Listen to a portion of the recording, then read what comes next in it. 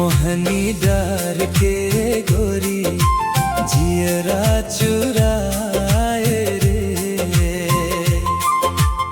आगू पिछु घूमोव तो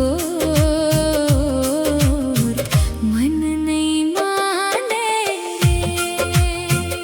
बैहा बना के ते देखना कैसे फंसा डार रे। माया के बोलीला सुन के हंसावत रे। धरती मते तेज आकाशमा सपना मते तेज एहसासमा। धरती मते तेज आकाशमा सपना मते तेज एहसासमा। तो नजरिया के जादू क्या कर डारे रे।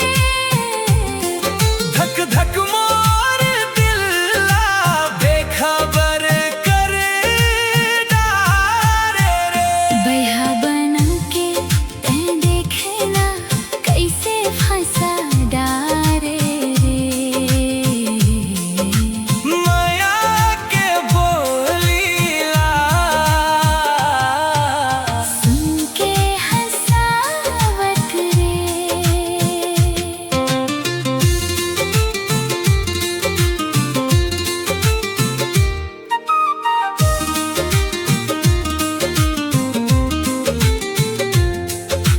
लाली के चुनरी माँ गोरी आए पास माँ।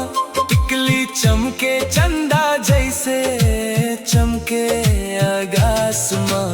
तोला देखब रे तोला सोचब ना दिन भर तोरे च सपना देखब ना। धीमी धीमी हवा माँ तोर खुशबू आवे रे। मोर मन के आंगन माँ माया फूल खिलावे रे। राते मते तेज भोर माँ हकीकत मते तेज ख्वाब माँ।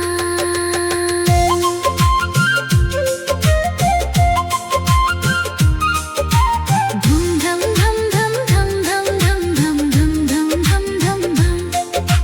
धम धमाधम धम धम धम धम धम धम धम धम धम। धम धमाधम मांदर बाजे मन के गली माँ। रुनझुन पैरी सुन के आजा मोर संग माँ। आ जाना रे।